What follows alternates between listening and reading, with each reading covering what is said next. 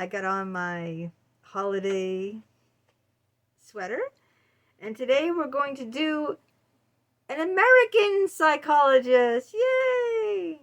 Lawrence Kohlberg. And he died the year I got married, 1987, in Winthrop, Massachusetts.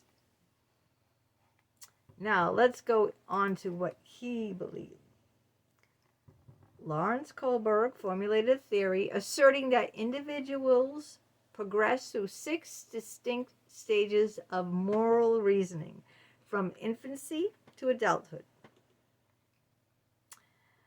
He grouped these stages into 3 broad categories of moral reasoning: pre-conventional, conventional, and post-conventional. And I'm going to go into each of these levels too. Now, I'm going to give you a little story, a little example of the Heinz dilemma, not the ketchup. I'm going to tell you this story, and then we're going to go into the moral compass of this story. So I'm going to use this story to go into Kohlberg's, what he believed is the stages of our moral development.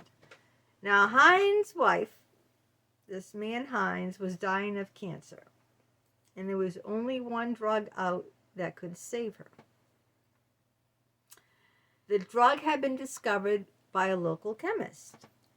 Heinz tried desperately to buy some, but the chemist was charging an outrageous amount of money for it because he wanted to make a lot of money. Right? So overcharge, and people desperate enough who, have dying spouses or dying family members will buy it. Now, Heinz saved everything. He sold everything he had and saved everything to get this drug for his wife, but he could only raise half the money. Even with help from his family and friends, he could only raise half of that money. And he explained this to the chemist, that his wife was dying, and he tried very hard to raise the money, and could he please sell him the drug for a little cheaper. But the chemist refused, saying that he discovered the drug and was going to make as much money as possible off of it. So what did Heinz do? And not Heinz Kohlberg, by the way. He stole the drug from the chemist so he could save his wife's life, because he tried every other way to do that.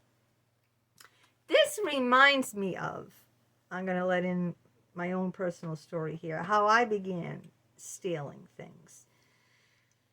I never stole anything my whole life, okay, until I was in my 50s. What happened was my husband lost his job. We had a son living at home, and we had another son who came, a severely handicapped son, who came home every week for dinner. I wasn't working at that time. Later on, I got into pornography because we had no money. So I tried to, this was during COVID too, mind you. So all those people say, well, why didn't he get a job? Or why didn't you get a job? Why'd you do pornography? Because there was no jobs to be had. Everything was shut down. This was when COVID just started, and everything was locked tight shut. There was no jobs to be had. So, we were looking for online jobs. That's what I did. Pornography was an online job. I didn't have to leave my house, and I got money. But there was no money. We didn't have money for toilet paper, okay? So I started stealing food in the grocery store. That's how it started. Was that morally right to steal food? We did go to food banks, okay? I want you to know that. But the food banks only allow you like one bag, small bag or something of food per month or something. It wasn't much. I don't remember I don't think it was every week. I think it was once a month. I don't know if it was 1 or 2 bags, but I think it was once a month. I'm pretty sure it wasn't every week. But anyway, it wasn't enough to cover what we needed. And we weren't eating like lobsters or anything either. I'm just talking about basic food and drink, not alcohol. just your basic needs like toilet paper, food, even like a hot dog or something dirt cheap, or bologna sandwich. You see what I'm saying? So that's the moral dilemma. Should Hines have broken into the laboratory to steal the drug for his wife? Why or why not? My opinion, yes, he should have. He should have done everything. He tried to do it the right way by, selling all his goods, having help from family and friends, saving as much money, but he didn't have it all. He did try. But when it came down to it, he didn't want his wife to suffer with cancer. That's horrible. So, there's all these questions and everything he goes into. Should Hines have stolen the drug? Would it change anything if Hines did not love his wife? What if the person dying was a stranger? Would it make any difference? Should the police arrest the chemist for murder if the wife dies? Because, he flat out, he had something that could save someone from cancer, and he flat out wouldn't help the guy because the guy just didn't have all the, the outrageous money he was. All right, now here's the levels, okay, and the stages. Pre-conventional stage, avoiding punishment. Moral reasoning is based on direct consequences. Hines should not steal the drug because stealing is illegal and he could be punished. Now, that's that stage, the pre-conventional stage, where he will not do something because it's against the law and he'll let his wife die. But he's not breaking the law. So in your mind, what's morally right? Him not breaking the law and letting his wife die, or him breaking the law and saving his wife's life? In my opinion, it would be morally wrong if he didn't try to get that drug any way he could. And if that meant he could get it by breaking in and not getting caught or whatever, getting the drug to his wife, then so be it. That's my opinion. All right. 2, self-interest. Actions are seen in terms of rewards rather than moral value. Hines should not steal the drug because stealing is illegal and he could be punished. So in that instance, he didn't want to face the consequences. And in that circumstance, he said to himself, it's against the law, but it's not so much because it's against the law is, hey, what if I get caught? I'm not going to go to jail. What's the right thing to do? That's kind of like really tough right there, because I would be afraid of getting caught and having to go to jail, but I would want to save the person I loved. So that's a dilemma. Unlike the first thing where, I don't care if I'm breaking the law, I'm saving a life. But in this situation, you're realizing, but it's against the law and you're going to be punished if you get caught. Then it's kind of like a dilemma. I'd have to weigh the risk. What are the, can I steal this drug without getting caught? What are the chances of me doing that? Or something, you know what I mean? That's kind of that's not clear cut. Then the conventional, good boy attitude. Good behavior is about living up to social expectations and roles. Hines should not steal the drug because as a good husband, he is expected to do whatever he can. Oh, Hines should steal the drug. Right. I said that right, didn't I? Hines should steal the drug because as a good husband, he's expected to do whatever he can to save his wife. And everyone would look up to him like they did Robin Hood, right? They would look up to him as a hero because, he tried to do it the right way and he couldn't. But he risked going to jail. He risked getting caught by the police to get that drug to save his wife. So a lot of people would look up to him as as the hero. That's another way to look at it. Law and order, morality. Moral reasoning considers society's laws.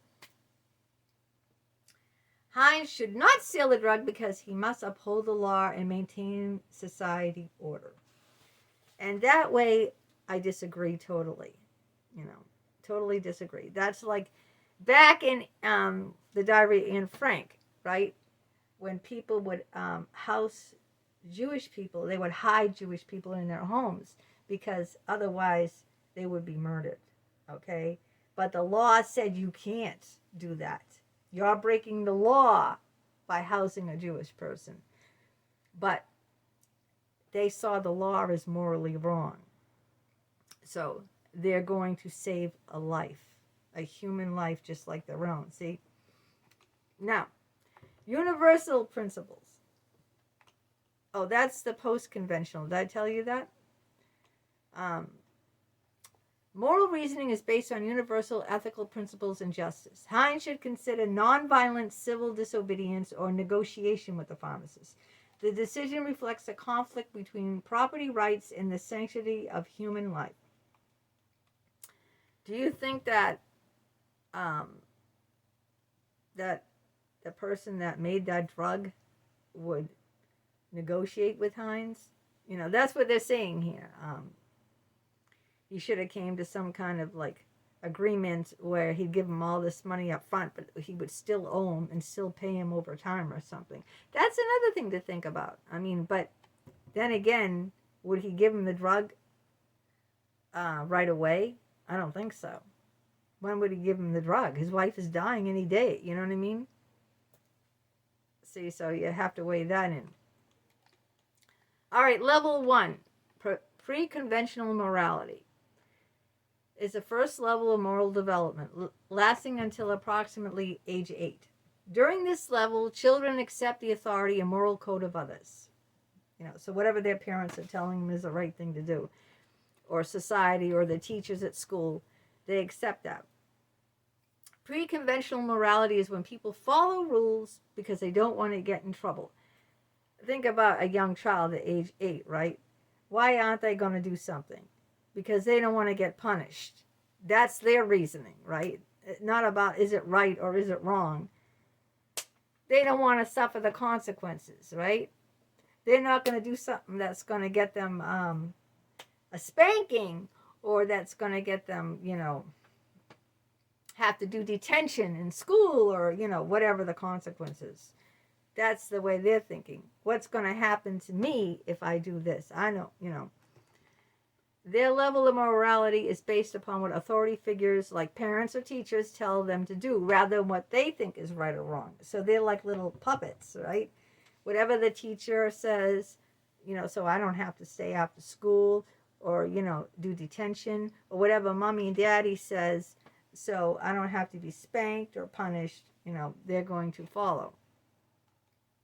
Authority is outside the individual, and children often make moral decisions based on the physical consequences of their action. Like I said, they don't want to get that spanking. They don't want to get that detention. So that's, what's going to happen to me, if I do something. Not whether it's right or wrong, or, Stage 1, obedience and punishment orientation. The child is good to avoid being punished. If a person is punished, they must have done wrong. Stage 2, individualism and exchange. At this stage, children recognize that there is not just one right view handed down by authorities. Different individuals have different viewpoints. Okay, level 2, conventional morality, is the adolescent phase of moral development, focused on societal norms and external expectations to discern right from wrong, often grounded in tradition, cultural practice, or established codes of conduct. We internalize the moral standards of valued adult role models at the conventional level. Authority is internalized but not questioned, and reasoning is based on the group's norms to which the person belongs. Like when I was having that affair with Randy, because I grew up Catholic, and as a Catholic and part of my church and everything, that was looked on as a sin, and you'd go to hell, burn in hell. So that's why I kept, that's why I was conflicted not to and go to the priest and confess my sins after I did. I told you this, I think, in the last video. A social system that stresses the responsibilities of relationships and social order is seen as desirable and must influence our view of right and wrong. So people who follow conventional morality believe that it's important to follow society's rules and expectations to maintain order and prevent problems. For example, refusing to cheat on a test is part of conventional morality because cheating can harm the academic system and can create society problems. Good internal relationships. The individual is good to be seen as being a good person by others, right? And that's how I felt when I was having the affair with Randy. I felt like a bad person, that I was going to be condemned. I was bad in the eyes of the Lord, in all in the eyes of the church, in my fellow Catholic, all the girls I went to high school with. So I wanted the approval. I wanted to fit in. I didn't want to be seen as ostracized. Like, what is that? What's that book where the woman is an adulterer? She has to wear a big A. You know what I'm talking about, right? I don't know the name of it. So everyone sees that, she committed adultery. So, yeah, in order to fit in, later on, I just, didn't care anymore about fitting in. And so when I had an affair with my psychologist, at that point, I never went to, I broke away from the church, completely broke away from the Catholic Church. And I didn't care about, their morals, their rules, their laws, and I didn't even care about how I looked in front of other people, my high school peers. I didn't care what those girls saw because they're always talking behind my back anyway. At that point, I didn't care. I broke away from that. All right. Level 3, post-conventional morality. Post-conventional morality is the third level of moral development and is characterized by an individual's understanding of universal ethical principles. Post-conventional morality is when people decide based on what they think is right rather than just following society. So, what do I personally think is right? I don't care what other people think of me, And I got to that level when I was like in my late 40s, 50s, that I thought about, what I think, more than what they think, my peers, my high school friends. This means that people at this level of morality have their own ethical principles and values and don't just do what society tells them to do. Like, for instance, if you're raised Catholic and, of course, they're all pro-life and you've already, you go along with that because you want to fit in with everyone else. You don't want to go against your religion or your upbringing or your parents or your peers because it's so important for you to fit in. But then if you find yourself pregnant, like my best friend Julia, she got pregnant accidentally. I think she was in her 20s, and she had an abortion, which was against everything, because she grew up Catholic with me. We went to an all-girl Catholic school, and she never told her mother. I thought that was horrible. She had to go through that, have an abortion and not even be able to share it with her mother, and it was really traumatizing for her. It's not an easy decision, and I saw her pain, and I could understand what she went through because the way we were raised and everything, and the fact that she couldn't even tell her mother that she had an abortion. And this is not a teenager. This is a woman who was in her 20s, okay?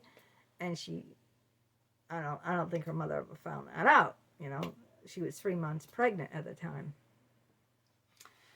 Yeah, so, that's kind of hard.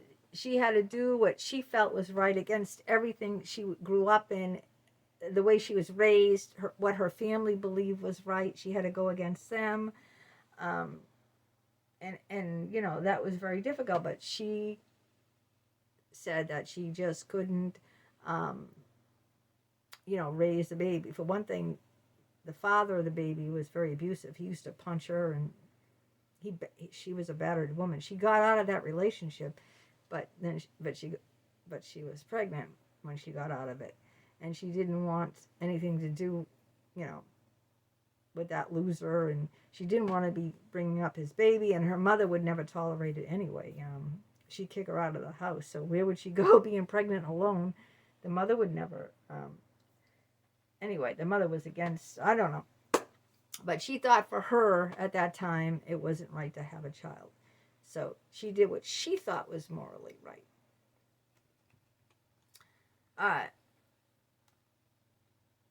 What is considered morally acceptable in any given situation is determined by what is the response most in keeping with these principles. The choices might affect others in trying to make good decisions for everyone, not just ourselves. That's very difficult, you know, trying to make good decisions for everyone involved, not just ourselves. Only 10% or 15% are capable of abstract thinking necessary for stage 5 or 6 post-conventional morality. Stage 5, social contract and individual rights. The child individual becomes aware that while rules and laws are there for the good, exist for the good of the greatest number, there are times when they will work against the interests of particular individuals. You know, that's how laws get changed, you know. The issues are not always clear-cut. For example, in Heinz dilemma, the protection of life is more important than breaking the law against stealing, like in that example I gave you right there. Stage 6, universal principles. People at this stage have developed their own set of moral guidelines, which may or may not fit the law. The principles apply to everyone. Human rights, justice, equality. Right, and that you could talk again about pro-life or pro-choice. At this stage, you know, the person's got to, they develop their own set of moral guidelines. You know, what they think is right. Is war right? Is going to war right? Or, you know, or not? It depends, you know. You've got, each individual has to decide for themselves. Is what I'm fighting for worth all these lives lost? Is the cause worth it or not? You know, and these are really heavy questions right here that Kohlberg is, you know, addressing. So, you know,